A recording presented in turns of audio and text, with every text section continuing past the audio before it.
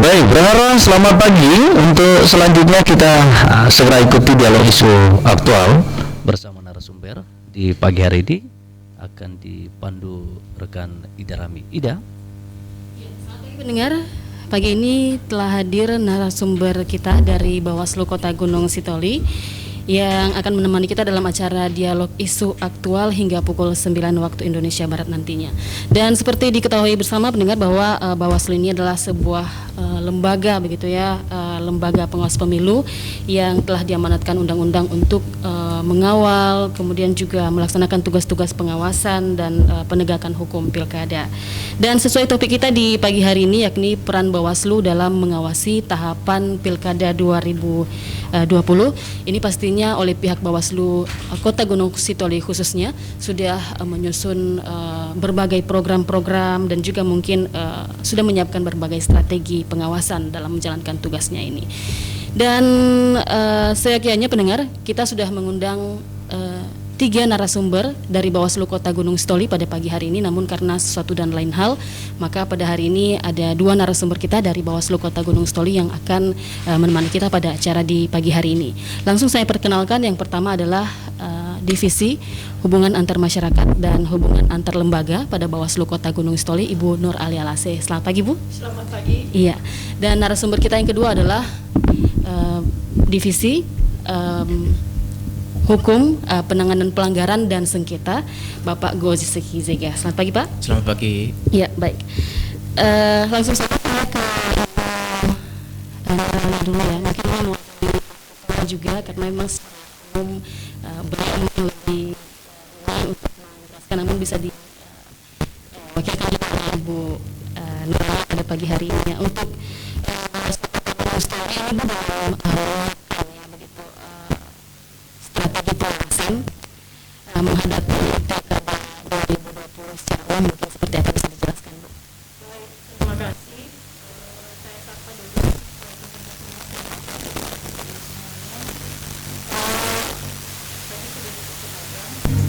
Kami dan Gunung Sitoli dulu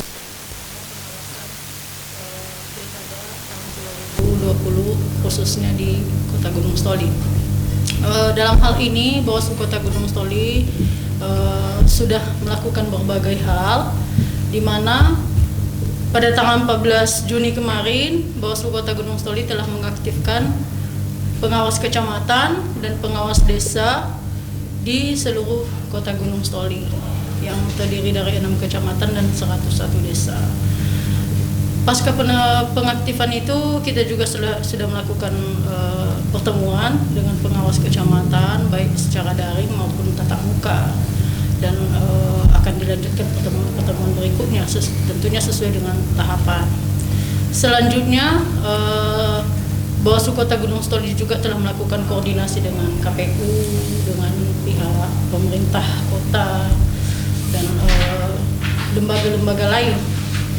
Ini juga kita akan nanti mengagendakan itu pertemuan dengan karena ini kan masanya COVID ya, masanya COVID-19, kita mengagendakan itu pertemuan dengan tim gugus karena sesuai dengan PKPU juga diatur tentang protokol kesehatan. Nah, Bawaslu di sini khususnya Bawaslu Kota Gunung Sitoli pastinya melakukan pengawasan bukan hanya di tahapan pilkada, termasuk juga apakah sesuai dengan protokol kesehatan karena itu sudah diatur dalam PKPU.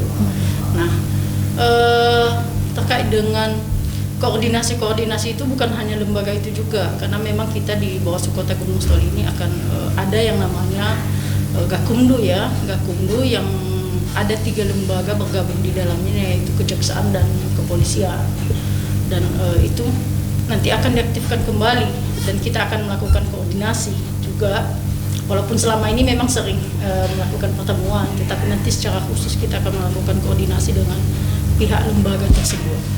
Nah, sampai di sini mungkin persiapan itu sih yang sudah kita lakukan dan sedang berjalan. Bahkan dalam minggu ini kita mengagendakan ada pertemuan lagi di internal kita dan ada melakukan koordinasi lagi dengan lembaga yang lain yang memang berhubungan dengan ini. Bahkan dengan Disduk Capil biasanya kita melakukan koordinasi, dengan lapas juga kita melakukan koordinasi. Mungkin itu sih gambaran secara umumnya. Oke, baik. Dari informasi yang Bu sampaikan memang ada banyak sekali nanti mungkin tahapan ini Bu ya. Dan di awal-awal mungkin ini sudah tahapan seperti yang Ibu sampaikan tadi, ada sudah dimulai ada kerjasama dengan pihak Disduk Capil, juga ini terkait dengan pemutakhiran data pemilih yang mungkin sedang hangat-hangatnya dilaksanakan pengawasan begitu Bu ya, dari Bawaslu juga nanti sampai pada beberapa tahapan hingga rekapitulasi suara. Dan di awal-awal dulu mungkin ini Bu dari sisi pemutakhiran data pemilih ya, seperti yang sudah Ibu sampaikan tadi, mungkin ini sering sekali mungkin memang berdampak begitu ya, dimana kalau untuk data ini kan yang namanya data ini masih berpotensi menambah ya kan, mungkin saja dari kalangan usia muda atau juga memang penduduk yang masih belum melakukan perekaman KTP elektronik. Dalam hal ini sejauh pengawasan yang sudah dilakukan oleh Bawaslu seperti apa ya Bu? Baik, tahapan sudah mulai masuk. Nah, tahapan sekarang memang adanya persiapan pemutakhiran data pemilih. Proses sekarang yang sedang berjalan adalah di KPU itu sendiri adalah sedang pembentukan atau perekrutan PPDP. Iya. Nah, kita Bawaslu telah menginstruksikan kepada pengawas kecamatan sampai kepada pengawas desa untuk melakukan pengawasan pembentukan PPDP itu. Ini sedang jalan prosesnya sampai tanggal 14 Juli ini nantinya. Nah, tanggal 15 Juli itu sudah mulai pemutakhiran data pemilih. Dan kita tahu bersama ini secara nasional bahwa data pemilih ini menjadi salah satu unsur yang bisa dijadikan sengketa malahan, karena prosesnya ini sampai kepada hari H nanti, prosesnya tidak akan berhenti sesuai dengan tahapan yang disampaikan sampai bulan ini tahapannya, tidak sampai hari H pun nanti ini data pemilih ini terus akan menjadi problem. Betul. Nah, apa itu? Contohnya itu dengan pemilih pemula yang belum terekam. Bahkan ada pemilih yang memang pindah domisili, karena ini nanti khususnya mungkin pemilih ini pilkada di tingkat kabupaten kota, khususnya di Kota Gunung Stoli, yaitu pemilihan wali kota dan wakil wali kota. Nah, itu ada berbagai hal, dan ada juga yang memang penduduknya bukan penduduk asli Kota Gunung Stoli. Ya, itu kita sudah membuat strategi tersebut terhadap pengawasan, walaupun belum lagi secara menyeluruh ya, karena memang pemutakhiran data pemilih ini seperti yang saya sampaikan tadi, bahwa ini prosesnya sampai di akhir, sampai hari H nantinya. Nah, seperti yang lalu-lalu pada saat Pilgubsu pemilu, alhamdulillah sudah berjalan lancar, walaupun memang pasti banyaknya dilema ya, banyak permasalahan yang timbul dari daftar pemilih. Ada nanti pada saat hari H belum masuk namanya di sebagai pemilih. Tetapi ada pastinya nanti regulasi yang akan turun, ya kan, regulasi yang akan turun bagaimana seorang pemilih itu belum masuk ke dalam pemilih yang memang terdaftar, bagaimana dia bisa memberikan hak suaranya. Tentu ada regulasi yang akan turun. Tetapi dalam hal ini pengawas itu tidak akan menunggu-nunggu hal yang demikian. Tentunya karena memang personil kita memang ini secara nasional kita menyampaikan memang bahwa personil kita itu sangat minim ya, karena memang setiap desa itu hanya satu orang. Oke lah, setiap desa kalau ruang lingkupnya kecil, tapi kalau yang namanya kelurahan, contohnya ini kita di Kota Gunung Stoli ada cukup besar gitu cukup ya, besar wilayahnya, dan hanya memiliki satu pengawas. Nah, makanya sering kami melakukan himbauan kepada masyarakat untuk memang ikut andil dalam melakukan pengawasan partisipatif, di mana itu jangkauan pengawasan kami itu kan terbatas, ya kan. Tolonglah disampaikan kepada kami, boleh langsung ke tingkat kota di kaminya, atau di tingkat kecamatan, atau di tingkat desa. Dan kami juga sudah menyampaikan kepada jajaran pengawas kita untuk memperkenalkan diri. Memang sejak ada pengaktifan atau di SK-kan kembali itu kami sudah menyampaikan itu, baik tingkat kecamatan itu untuk memperkenalkan diri di tingkat kecamatan sesama penyelenggara, begitu juga di tingkat desa sesama penyelenggara, yaitu PPS dan kepala desanya atau lurahnya itu sendiri, sehingga kalau ada memang permasalahan yang tidak sesuai dengan aturan, contohnya dalam pembentukan PPDP ini kan ada persyaratan khusus. Kalau memang tidak sesuai bisalah disampaikan. Kalau memang itu agak tidak terjangkau dari pengawasan kita karena memang terbatasi oleh personil tadi. Iya, Mungkin betul itu. sekali. Dan memang itulah seperti yang Bu sampaikan tadi ya, bahwa di sini nanti dibutuhkan pengawasan partisipatif dari masyarakat. Nanti mungkin juga kita akan bertanya-tanya tentang hal itu, tapi saya beralih sebentar dulu sejenak ke Bang Zega ya. Ya. Ini seperti yang sudah disampaikan Ibu Nur Alia tadi, bahwa salah satu memang dalam tahapan pemutakhiran data pemilih ini, memang ini ada nanti kemungkinan memang ada berpotensi menimbulkan sengketa. Nah, mungkin ada yang perlu ditambahkan dari Divisi Hukum Penanganan Pelanggaran dan Sengketa juga ini dalam hal ini sejauh pengawasan yang dilakukan dalam arti detail-detail hal apa saja begitu lagi Bang yang menjadi konsentrasi Bawaslu dalam melakukan pengawasan pemutakhiran data pemilih untuk Pilkada 2020 ini, Bang. Baik, saya sapa pendengar, selamat pagi. Seperti yang dijelaskan tadi Ibu Nur Alia, pada saat ini tahapannya sebenarnya ada juga verifikasi faktual perseorangan, namun di Kota Gunung Soli kan tidak ada, iya betul. Ini hanya 2 di kabupaten kota di Kepulauan Nias. Nah, karena tidak ada, maka kita fokusnya kepada tahapan persiapan pemutakhiran data pemilih. Nah, memang dari setiap pemilu atau pemilihan ini menjadi sebuah masalah atau problema yang tidak pernah putus. Sampai pada hari H saja masih ada data pemilih yang belum tercatat dan atau sudah tercatat tetapi orang itu mungkin sudah meninggal atau tidak ada di lapangan. Nah, tentu ini yang perlu kita perbaiki. Nah, untuk belum sampai ke sengketa, maka seperti apa yang dijelaskan tadi Ibu Nur, kita melakukan pengawasan dan pencegahan terkait itu. Kita menghimbau masyarakat agar proaktif juga ketika petugas itu datang ke rumah-rumah, karena ini nanti door to door, tentu memperhatikan juga protokol COVID ya. Tentu kita harus proaktif untuk memberikan data. Apakah itu kita data akuratnya, apakah jumlah keluarga itu 4 contohnya atau yang lainnya sudah meninggal. Karena memang ada problema sedikit di sini untuk menentukan meninggal atau tidak meninggal kan harus ada akte kematian. Iya betul. Nah, persoalannya kan di masyarakat kita ini bukan hanya masyarakat Kota Gunung Soli, bahkan Indonesia ya. Untuk mengurus akte kematian ini agak tabu, bukan tabu juga, tapi tidak peduli gitu ya. Nah, tentu bagaimana membedakan ini pasti nanti ini menjadi permasalahan. Nah, fokus kita minimal kita mengawasi hal ini di tengah-tengah masyarakat, atau ada yang menjamin keluarga, kepala desa, kepala dusun setempat bahwa ini benar-benar sudah meninggal. Nah, artinya bisa dihapus, ataupun kalau ada tetap dicantumkan. Itu nanti pengawas kita di lapangan akan mencatatkan dan mencoret secara pengawasan, sehingga ini nanti fokus kita pengawasan, jangan disalahgunakan suara tersebut. Nah, ini jadi potensi sengketanya, penyalahgunaan suara-suara tersebut. Kalau saat ini kan paling perbaikan, tidak ada sengketa yang terjadi saat ini. Tetapi pada nanti setelah pungut hitung ada nanti menjadi mulai sengketa. disitulah. Nah, jadi ini nanti potensi ke MK gitu ya.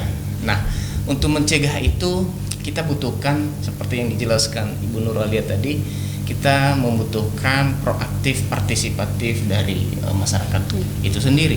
Karena bagaimanapun masyarakat itu, demokrasi ini adalah untuk kita dan dari kita untuk kita, ya kan? Untuk kebutuhan kita, untuk kemakmuran Kota Gunung Soli pada khususnya untuk pilkada ini. Jadi inilah pencegahannya. Namun pada sengketa nantinya pada saat itu,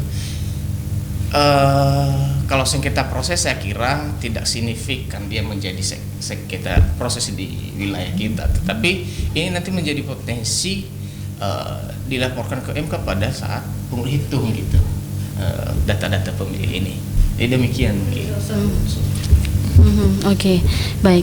Ya, pendengar, dari beberapa informasi yang telah didengarkan tadinya mungkin ada info terkait lainnya begitu ya yang ingin disampaikan oleh para pendengar.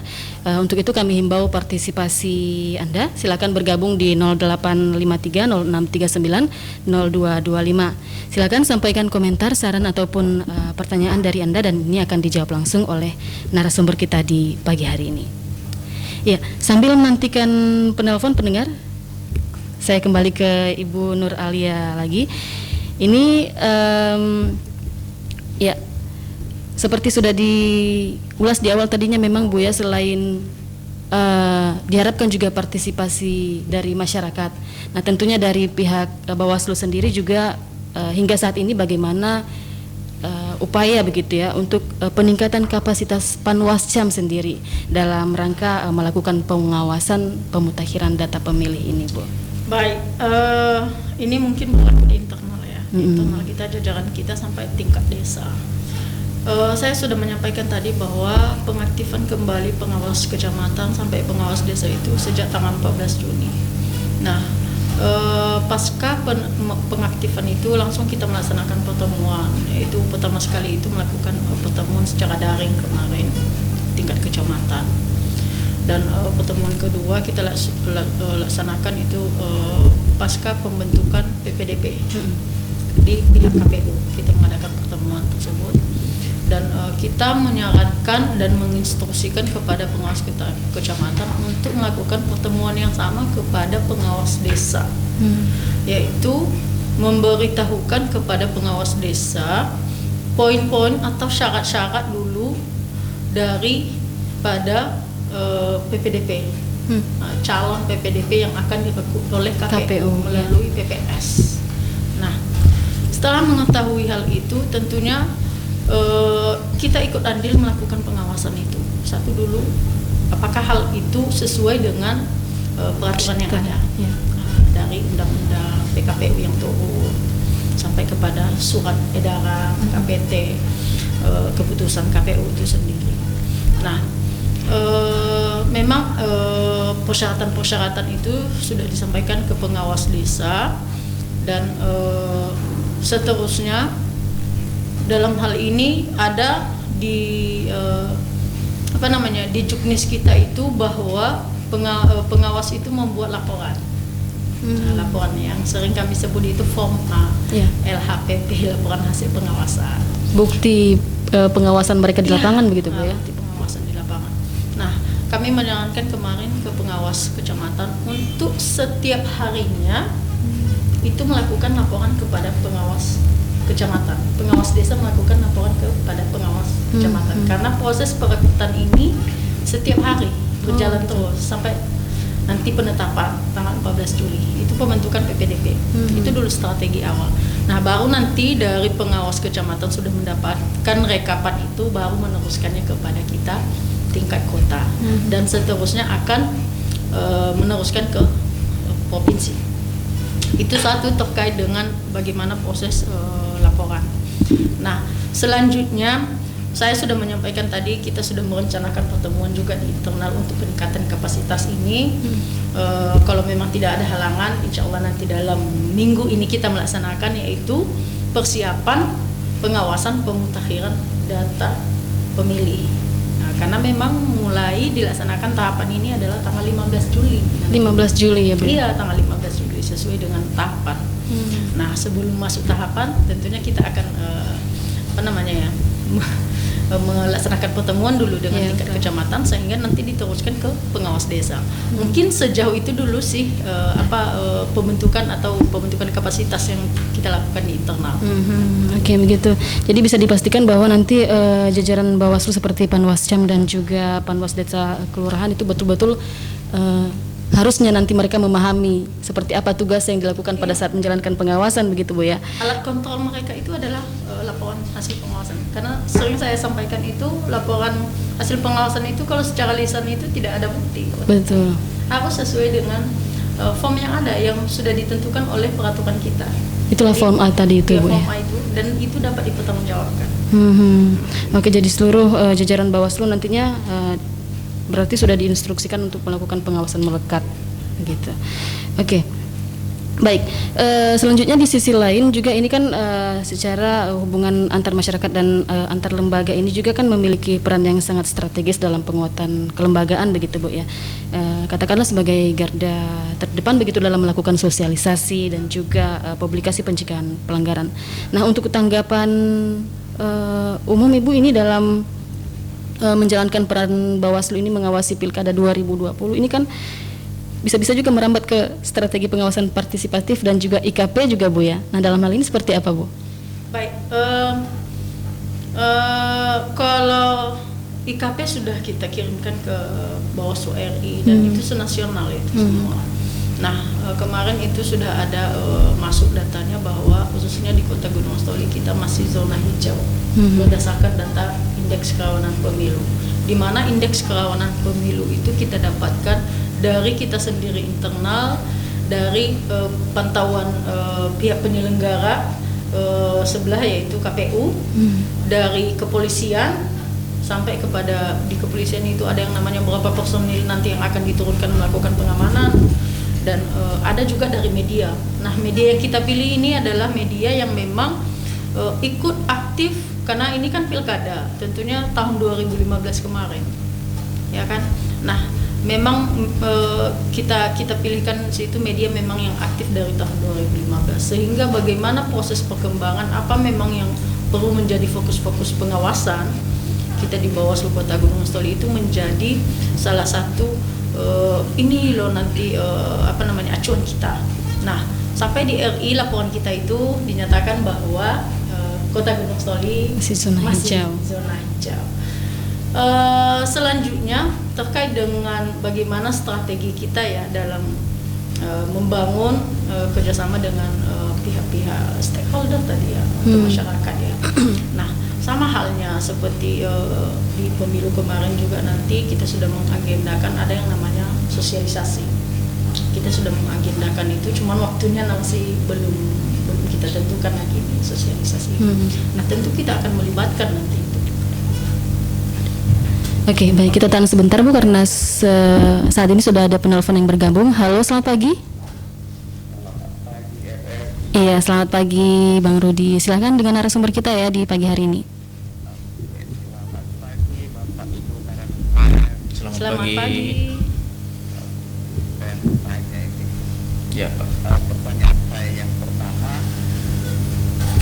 apa tugas, wewenang dan kewajiban Bawaslu dalam menjalankan proses yang kedua, Kabupaten Kota Gunung Stoli, karena ini kan pertama Kabupaten Kota, berapa jumlah DP4 Kota Gunung Stoli? Itu yang kedua. Yang ketiga, pihak-pihak mana saja yang diawasi oleh Bawaslu dalam pelaksanaan pilkada. Demikian. Oke, terima kasih. Bagaimana? Bagaimana, Mbak?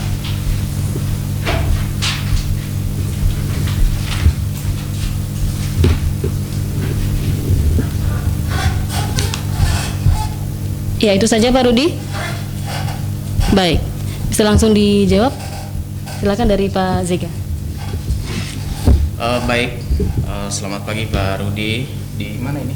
Ya, dari Sabo Pak. Oh, Sabo. Oke.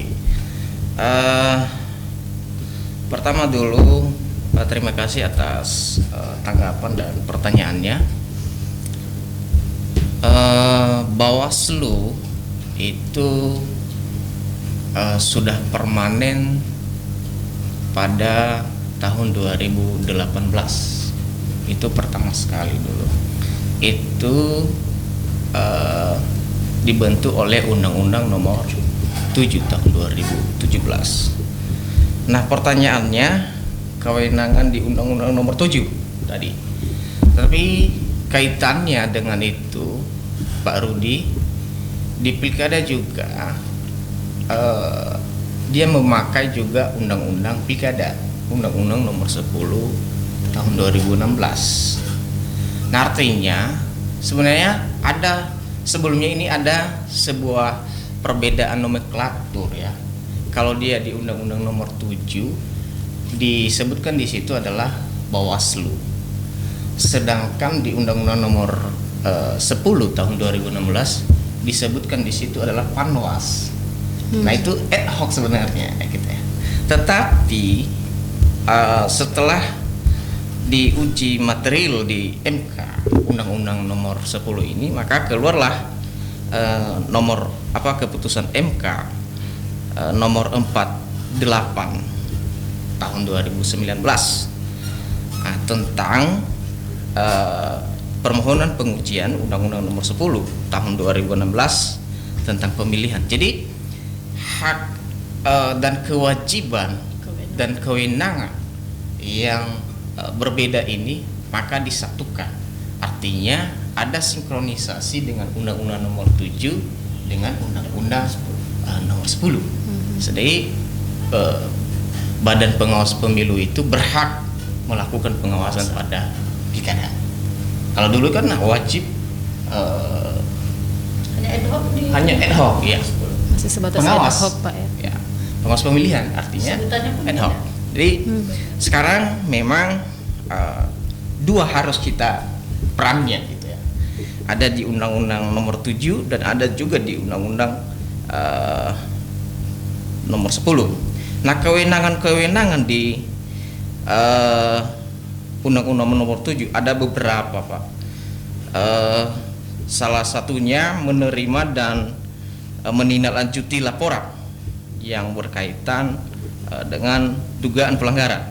Kemudian memeriksa dan mengkaji, menerima, memeriksa, memediasi, penyelesaian sengketa proses, merekomendasi kepada instansi yang bersangkutan. Contohnya ada ASN yang melanggar, berarti kita akan merekomendasi itu kepada KSN. Nah, berikutnya mengambil alih sementara tugas wewenang dan kewajiban Bawaslu kecamatan kalau ada halangan-halangan tertentu ke bawahnya gitu ya. Nah, sebagai kewajiban kita juga adalah bersikap adil pada saat menjalankan tugas dan wewenang dan melakukan pembinaan dan pengawasan terhadap pelaksanaan tugas pengawasan pemilu pada tingkat di bawahnya. Kemudian menyampaikan laporan hasil pengawasan ini berjenjang. Kemudian menyampaikan temuan dan laporan kepada Bawaslu Provinsi. Nah, ada juga mengawasi pemutakhiran data. Ini semua tahapan ini kita harus mengawasi, mulai dari persiapan, pencalonan, dan juga pengundian hitungnya nanti. Ada tahapan 3 besar itu yang wajib kita lakukan pengawasan. Nah, memang di Undang-Undang Nomor 10 juga kita diberikan tugas pelaksanaan pengawasan rekrutmen, pemutakhiran data, pencalonan berkaitan dengan persyaratan, proses sengketa proses, pelaksanaan kampanye, pelaksanaan. Jadi semua tahapan-tahapan itu adalah tugas kita untuk mengawasi. Nah, ada beberapa kewenangan tadi seperti yang saya jelaskan. Ada tidak jauh berbeda dengan Undang-Undang Nomor 7 dengan Undang-Undang Nomor 10. Di itu kewenangan dan tugas dan garis besarnya tugas dan kewenangan dari Bawaslu itu sendiri. Artinya sebenarnya kami ini di Bawaslu ada 2 undang-undang yang harus kami jalankan saat ini di pilkada ini, Undang-Undang Nomor 7 dan Undang-Undang Nomor 10. Nah, pihak-pihak mana saja yang diawasi? Nanti Ibu Kordif PHL berapa DP4 Kota Gunung Stoli, karena dia bagian ini yang menjawab itu, yang memberikan informasi kepada kita. Pihak-pihak mana saja yang diawasi di pilkada ini? Saya tangkap tadi kalau nggak salah. Iya, betul. Pertama dulu kita mengawasi penyelenggara, mulai dari jajaran KPU sampai ke bawahnya gitu. Kemudian peserta pemilu kita mengawasi itu. Kemudian kita juga mengawasi masyarakatnya. kita mengawasi dalam hal ini juga ASN yang saat ini ada juga tidak sadar tidak sadar tenggelam dalam politik taktis gitu. Nah, kalau mengawasi jajaran KPU penyelenggara sebelah Bawaslu itu penyelenggara teknis itu sudah jelas kita melakukan selalu koordinasi dan penjagaan kepada mereka. Dan apa tahapan yang mereka lakukan selalu kita mengawasi. Nah, terkait dengan peserta pemilih, saat ini belum ada peserta pemilih. Nanti mungkin bulan 9, awal bulan 9 ada pendaftaran. Nah, di situ kita mulai Lakukan melakukan pengawasan. pengawasan terkait itu. Nah, saat ini kita juga melakukan pengawasan kepada aparatus sipil negara. Nah, pada Rabu tanggal 17 bulan Juni tahun 2020 di Jakarta keluarlah perjanjian kerjasama antara Badan Pengawas Pemilu dengan Komisi Aparatur Sipil Negara. Ya. Nah, artinya ada kerjasama dalam hal pengawasan ASN ini. Nah, ketika adalah sebuah temuan atau laporan masyarakat keterlibatan taktis ASN ini di politik atau pilkada ini nantinya, tentu kita akan proses sesuai aturan yang berlaku. Dan jika terbukti, maka kita rekomendasi kepada KSN. Nanti yang menjustice dia atau yang memberi punishment kepada dia adalah KSN. Nah, sejauh itu kalau dia juga pidana, maka ada prosesnya di Gakumdu. Tetapi karena jabatannya ASN, dia pergunakan untuk kepentingan politik salah satu calon, maka kita rekomendasi kepada ASN. Gitu. Mungkin hal-hal seperti ini menjadi lebih perhatian lagi Pak ya, apalagi Iya. sudah ada bentuk kerjasama antara KASN dengan Bawaslu RI. Jadi bukan hanya diatur di dalam undang-undang, tetapi sudah ada kerjasamanya langsung. Betul. Jadi kita menghimbau kepada ASN kita di Kota Gunung Sitoli pada khususnya, marilah menjadi independensi dan membawa kesejukan di dalam politik di dalam pilkada tahun 2020 ini. Karena bagaimanapun siapa yang terpilih itulah kepala daerah kita. Nah, bagaimanapun itu yang terjadi. Jadi mungkin ada yang ditambahkan Ibu Nuralela saja. Iya, dari 3 poin yang sudah dipertanyakan oleh Pak Rudi tadi, Bu, mungkin dimulai dari mana ini, silakan. Baik, Pak Tata. terima kasih. Selamat pagi Pak Rudi. Terima kasih atas tanggapan dan pertanyaannya. Ini sudah dijelaskan oleh rekan saya tadi Pak Zega. Sebenarnya sudah sedikit banyak sudah dijelaskan. Saya hanya menambahkan aja sedikit terkait dengan tugas, kewajiban dan wewenang di Undang-Undang Nomor 7 Tahun 2017. Beliau juga sudah menjelaskan. Itu saya sampaikan itu hanya secara garis besar. Garis besar. Yang sebenarnya itu banyak sekali sebenarnya. Mungkin kalau diuraikan tidak cukup waktu kita, ya kan. Tidak cukup waktu kita karena ada penjelasan-penjelasan sampai kepada pengawas, sampai ke bawah juga bagaimana pengawasan di tingkat desa, pengawas di TPS nanti bagaimana, itu sangat banyak sekali. Makanya saya sampaikan itu hanya secara garis besar tadi. Kedua, terkait dengan pihak-pihak yang perlu diawasi. Sudah disampaikan oleh rekan saya juga bahwa hampir semua sebenarnya pihak yang diawasi. Pertama sekali adalah sesama penyelenggara kita. Sudah disebutkan tadi, yaitu KPU sampai kepada jajarannya. Apa itu? Yaitu apakah sesuai dengan juknis? Karena mereka adalah pelaksana teknis. Apakah sesuai dengan juknis atau aturan yang memang sudah dikeluarkan oleh KPU itu sendiri? Kedua yaitu peserta. Kalau di kita nanti yaitu setelah ditetapkannya calon, kan? Karena di kita nggak ada perseorangan, yaitu nanti dari unsur partai politik. Ketiga yaitu pemilih itu sendiri. Kalau pemilih ini pastinya mencakup seluruh masyarakat, ya kan? Seluruh masyarakat yang mempunyai hak pilih. Hampir semua itu seluruh, khususnya di Kota Gunung Sitoli. Jadi kalau dibilang di mana pihak-pihak yang diawasi ini, hampir semualah penduduk Kota Gunung Sitoli. Makanya sering kami sampaikan ini dukungan dari masyarakat untuk melakukan pengawasan partisipatif. Karena memang personil kita Sangat minim, terbatas. begitu. Ketiga itu terkait dengan langsung tadi dengan berapa jumlah DP4. Iya. Nah, saya sampaikan Pak Rudi bahwa DP4 ini memang acuan dalam penetapan atau nanti penyusunan daftar pemilih. Nah, DP4 ini turunnya dulu ke KPU. KPU sampai ke bawah ke jajaran ini Dari Kemendagri. Dari Kemendagri ke KPU terus ke bawah. Nah, sesuai dengan aturan bahwa KPU tidak memberikannya kita, mungkin di tingkat kota Gunung Soli, ya khususnya di kota itu, Bawaslu tidak mendapatkannya dari KPU.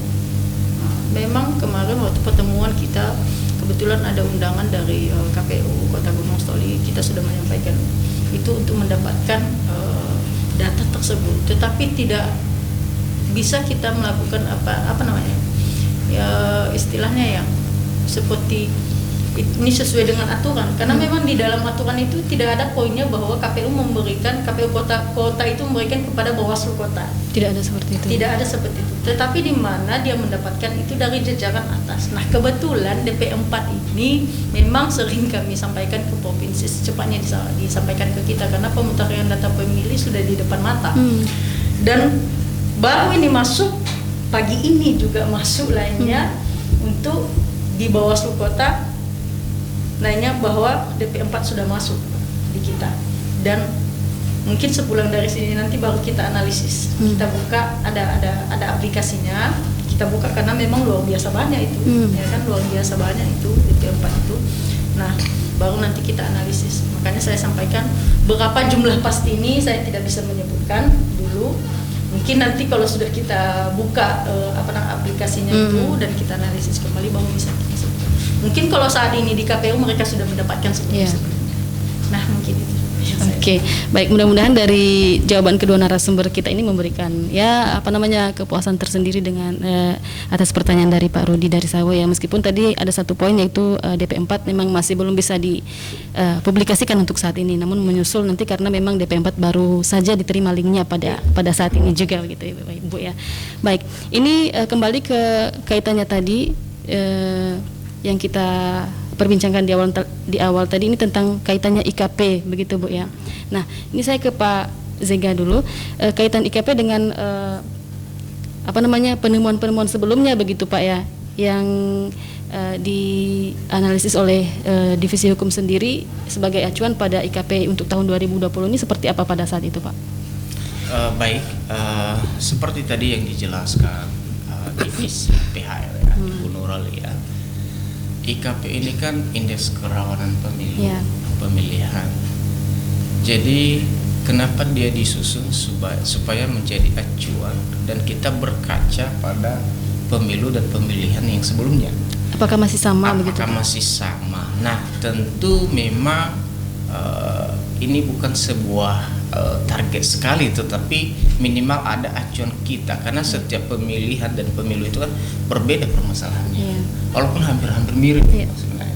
Nah, karena diikuti juga kemajuan teknologi.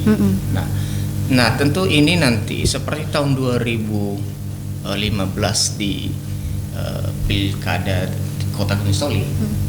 Nah, kalau secara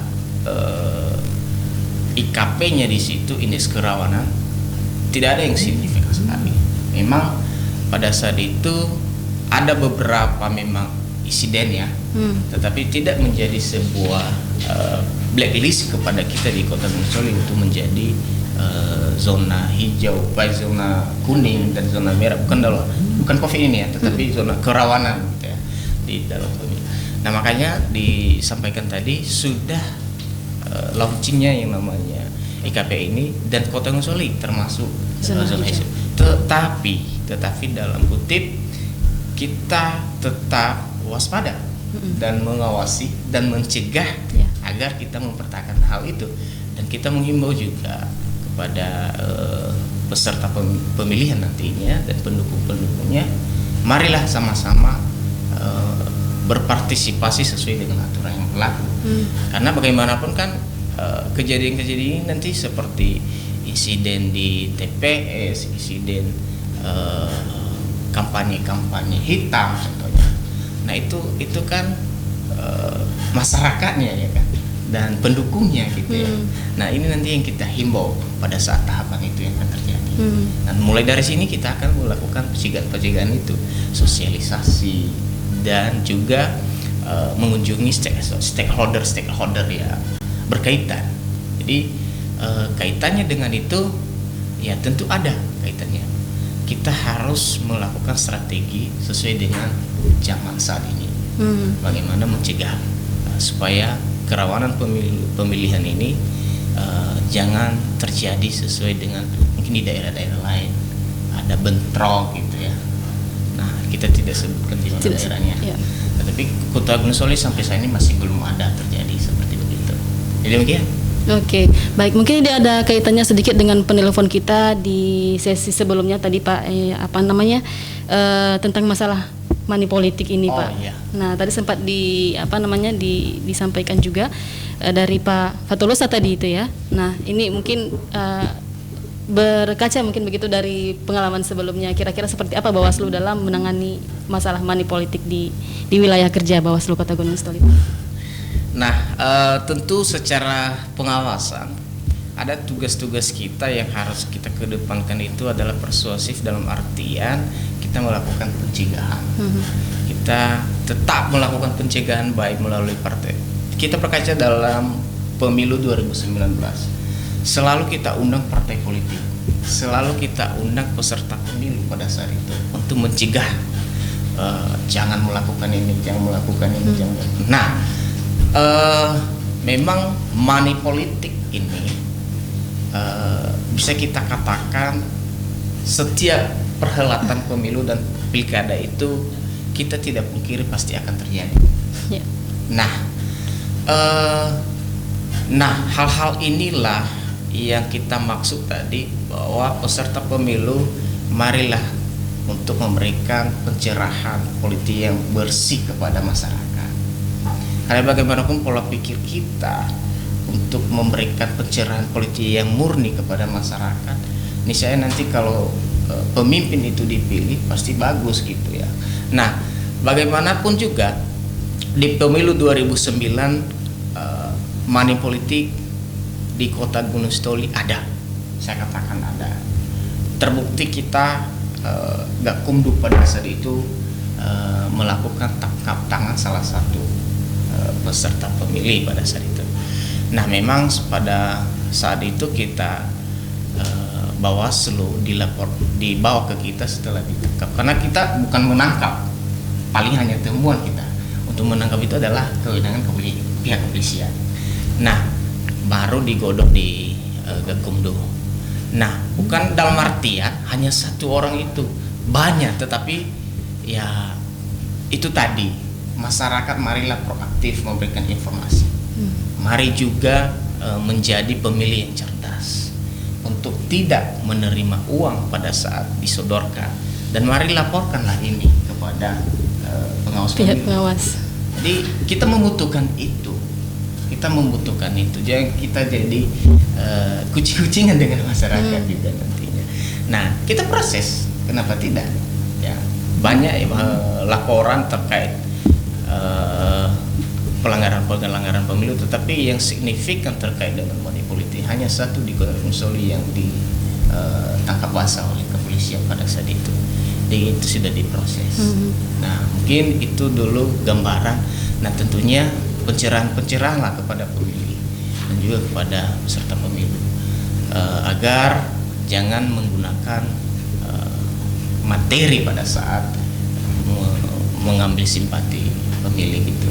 Tapi mungkin ini bisa sekalian juga memberikan informasi kepada masyarakat Bang terkait, memang susah sebenarnya sih ya namanya masyarakat untuk menghindari hal-hal seperti itu. Mungkin melalui RRI bisa melakukan himbauan kembali kepada masyarakat untuk menghindari hal-hal seperti apa Bang?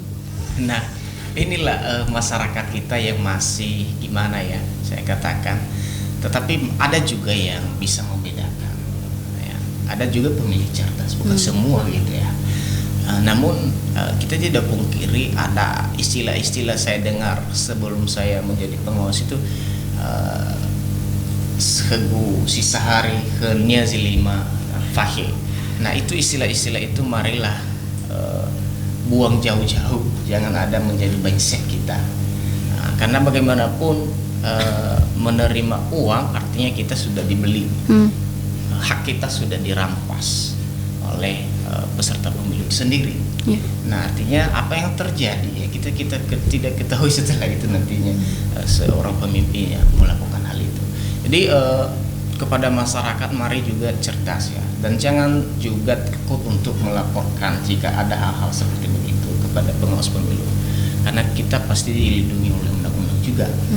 Nah sekarang kan masyarakat dihadapkan dengan problema gitu ya, mungkin takut Iya, melaporkan. betul. Tapi kami kuatkan bahwa kita juga dilindungi oleh undang-undang, tidak usah takut. Identitas itu bisa dirahasiakan Bisa. gitu. Yang penting ada informasi ke kita dan kita akan investigasi nanti di lapangan.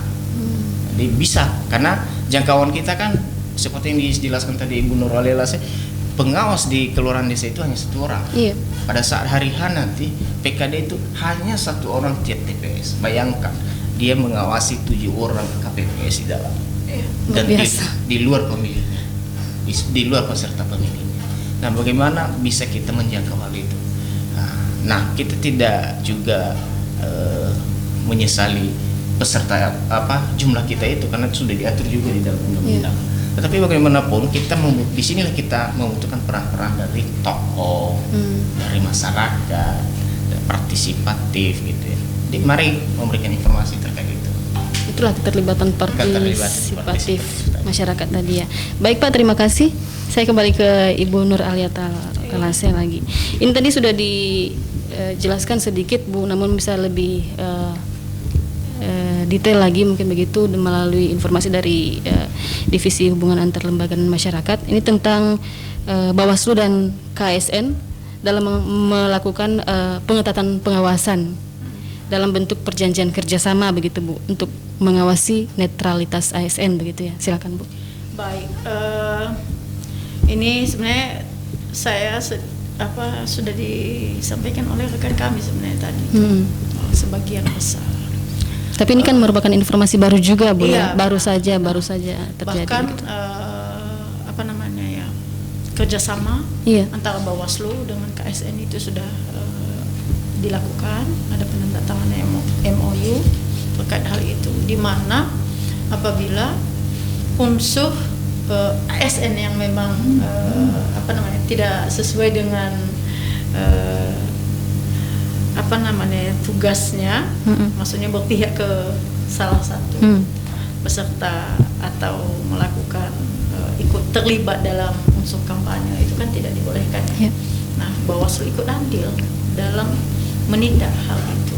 Tetapi jatuhnya nanti akan seperti yang disampaikan oleh rekan saya tadi, jatuhnya nanti akan merekomendasikan Iya.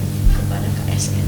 Yang menetapkan itu Adalah KSN. itu sendiri. Nah, temuannya, prosesnya itu mungkin Bawaslu lah yang Bawaslu. mengerjakan. Tapi yang menetapkan apa keputusannya Punishment. itu, punishment-nya adalah KSN. itu. Untuk.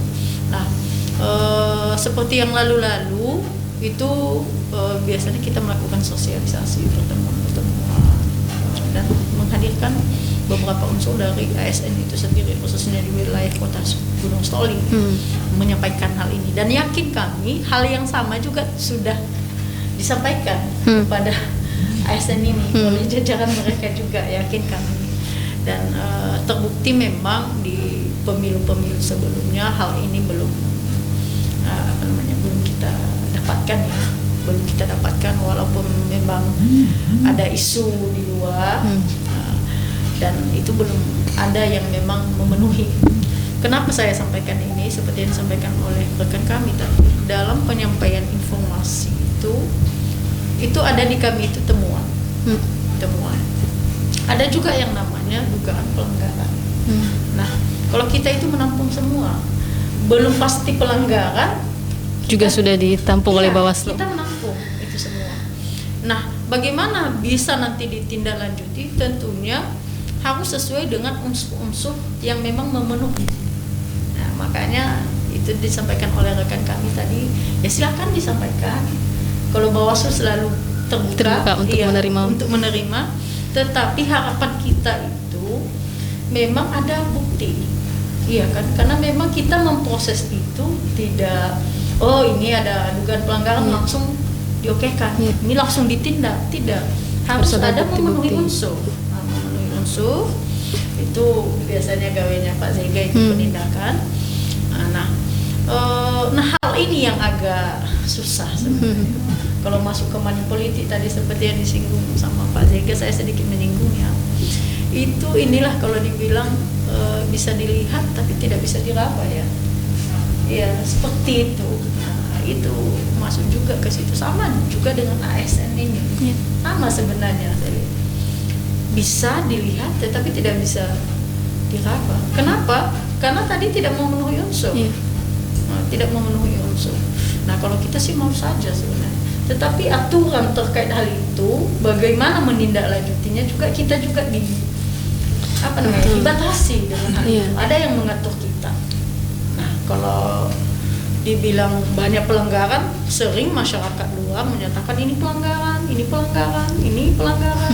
Oke, itu pelanggaran. Tapi bukti-bukti yang mendukung buktinya untuk bagaimana? Sesuai dulu enggak? Sesuai dulu enggak? Kalau kita oke, silakan. Nah, dalam hal ini kami tidak pernah menyarankan keputusasaan itu kepada masyarakat. Silahkan menyampaikan kepada kami seperti yang disampaikan Pak Zega tadi, ada nanti kita semacam investigasi ya, mencari tahu. Nah, tolong juga pada saat memberikan informasi itu jangan hanya berhenti saat itu, tapi tetap mengawal kami, mengawal personil kita untuk mendapatkan hasil memang yang diinginkan. Jangan hanya berhenti sampai di situ loh. Maksudnya sudah memberikan laporan, ini dugaan, tapi hanya berhenti sampai di situ. Kawal kami. Kalau memang kita mau ini ada kejelasan. Temuan itu bisa. Iya, ada kejelasan. Terkadang ini yang sering ini hanya sampai di situ. Berhentinya hanya sampai di situ. Silakan pengawas mencari. Oke, tapi kita bukan yang langsung melihat loh. Silahkan bantu kami dalam hal ini. Jangan juga hanya menyodorkan. Nah, itu mungkin yang agak kurang di kita ya, karena memang salah satunya tadi personil kita dan pemahaman peraturan bagaimana sih pelanggaran itu, temuan itu bisa ditindaklanjuti itu saya masih sedikit awal di masyarakat. Makanya terkadang disampaikan ini sering disinggung-singgung, nanti ini sudah banyak sebenarnya ya yang sudah berjalan beberapa sebelum tahapan ini dimulai, bahkan pasca tahapan ini dimulai udah banyak sebenarnya. Ada terngiang-ngiang, ini mana Bawaslu, kenapa tidak bertindak Bawaslu? Iya betul. Ya kan, kenapa tidak? Sebenarnya kita tidak pernah tutup mata dalam hal itu, tetapi ada namanya aturan, ada juknis memang yang memang ini bisa kita tindak, ini bisa kita lakukan. Sebatas apa yang bisa Bawaslu lakukan. Nah, itu. Pemahaman itu sebenarnya yang harus lebih ini oleh masyarakat begitu Bu ya. Oke, baik, karena waktu kita juga cukup terbatas, ini terakhir Bu. Iya. Perlu penegasan juga ini barangkali karena masih dalam situasi pandemi seperti ini kan begitu ya. Baiknya dalam melakukan pengawasan juga senantiasa menjaga kesehatan dan tetap mengedepankan protokol kesehatan. Nah, dalam hal ini di jajaran internal Bawaslu sendiri seperti apa dalam menghadapi situasi melaksanakan tugas dalam situasi pandemi seperti ini, Bu? Baik, mungkin sekalian himbauan ini kepada masyarakat. Saya sampaikan bahwa tadi sudah kami sampaikan dari awal bahwa personil kita itu sampai ke bawah sangat minim. Nah, tentunya tahapan yang akan berlanjut ini setelah pembentukan PPDP tanggal 14 Juli ini akan masuk pemutakhiran data pemilih. Nah, tentunya itu akan door to door. Iya. Nah, kami harapkan dulu utama proaktif dari masyarakat untuk memang mengikuti perkembangan ini. Apakah PPDP sudah sesuai datang dengan mencoklik ke rumah-rumah? Kalau tidak, jangan sungkan untuk menyampaikan kepada pengawas. Jangan sungkan untuk menyampaikan informasi itu kepada penyelenggara itu sendiri, penyelenggara teknis. Dengan tandanya apa? Ada namanya stiker nanti dipasangkan. Itu satu dulu. Kedua, karena memang masanya COVID di sini, saya sudah menyampaikan dari awal tadi, PKPU mengeluarkan peraturan ini bukan hanya sesuai dengan juknis atau teknis pelaksanaan, tetapi sudah dibunyikan juga ada bunyinya terkait dengan protokol kesehatan. Nah, kami Bawaslu melakukan juga pengawasan akan hal itu karena sudah tertuang dalam PKPU. Apakah memang personil dari jajaran KPU sampai kepada PPDP ini telah memenuhi prosedur yang telah dituangkan dalam PKPU, yaitu menggunakan protokol kesehatan itu. Nah, masyarakat juga kami himbau dalam hal ini, kalau memang ada nanti proses ini berlanjut ke tahapan pemutakhiran data pemilih, tentunya akan melakukan cokli door to door nantinya. Kalau memang ada personel ini tidak menggunakan APD itu ya, APD tersebut, tolong diingatkan. Nah, karena PPDP kan banyak, dalam satu desa itu kan ada beberapa orang. Sementara pengawas desa kita kan hanya satu orang. Belum tentu PPDP yang satunya ikut dia mendampingi. Mungkin dalam satu desa 7 orang, hanya 1 orang dong yang bisa didampinginya, yang 6 orang tidak bisa. Nah, diingatkan itu, diingatkan. Seterusnya di pengawas kita itu juga akan ada nanti menggunakan APD sesuai dengan protokol kesehatan. Kita menunggu ini dari provinsi. Nah, itu mungkin yang saya sampaikan karena memang sesuai dengan protokol kesehatan. Dan himbauan saya selanjutnya, marilah sama-sama ya kita proaktif dalam hal ini, khususnya masyarakat Kota Gunung Stoli. Ini perhelatan ini adalah perhelatan besar karena ini terkhusus untuk wilayah kita Kota Gunung Stoli, yaitu memilih wali kota dan wakil wali kota di Kota Gunung Stoli. Kalau memang kita ingin kota kita ini semakin maju, semakin sukses, tentunya peran dari masyarakat itu adalah sangat penting, sangat penting, dari berbagai pihak sangat penting. Tidak dipilih mana stratanya, tidak dipilih yang mana lembaganya, tidak sama sekali, semua. Karena itu dari kita, oleh kita, dan untuk kita. Nah, silakan jangan nanti di ujung-ujung pada saat pemutakhiran data pemilih, saat pemungutan suara baru muncul. Iya, baru muncul hal-hal ini. Memang itu tidak bisa terhindarkan, tetapi paling tidak bisa mengurangi. Dan jangan pula nanti sesudah selesai, pasca penetapan nanti siapa calonnya, baru nanti muncul hal ini. Kalau memang masyarakat memang ikut mendukung, silahkanlah berpartisipasi, melakukan pengawasan partisipatif yang sering kami sebutkan. Silahkanlah bersama-sama dengan kita. Satunya dulu yaitu dengan proaktif untuk diri sendiri dulu, untuk diri sendiri, baru nanti melakukan pengawasan dengan orang lain. Itu yang saya sampaikan. Baik. Dan yang terakhir sekali, ya mungkin ada himbauan sedikit dari Pak Zega juga untuk masyarakat Kota Gunung Stoli bekerja sama mengawal proses tahapan pilkada ini sebagai tanggung jawab bersama, Pak. Silakan. Baik, kepada pemirsa di seluruh wilayah Kota Gunung Stoli dan mungkin Kepulauan Nias ya. Keterbatasan di dalam pengawasan Bawaslu adalah hanya melakukan pengawasan setiap tahapan per tahapan. Jadi tentu keterbatasan juga jumlah personil dari kita sangat terbatas, maka dari itu kita sangat membutuhkan pengawasan dari masyarakat. Nah juga masyarakat juga wajib ikut melakukan pengawasan dalam kutip partisipatif.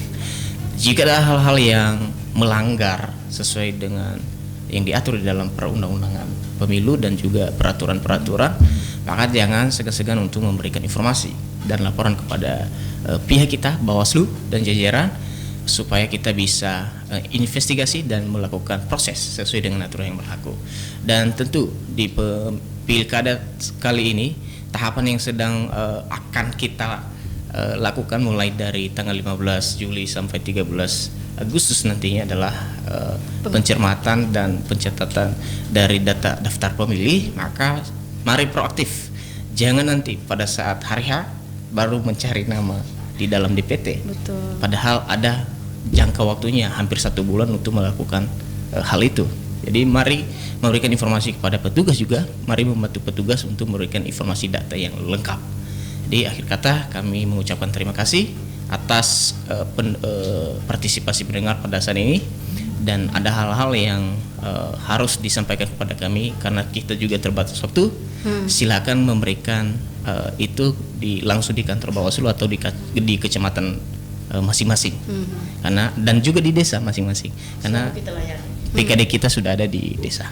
Demikian. Oke, baik, kepada narasumber semuanya kami ucapkan terima kasih sudah berkenan hadir pada hari ini, dan mudah-mudahan ke depan terus meluangkan waktunya untuk RRI Gunung Sitoli. Dan kepada pendengar juga kami ucapkan terima kasih atas kebersamaan Anda sudah mendengarkan acara ini. Sampai jumpa, selamat pagi.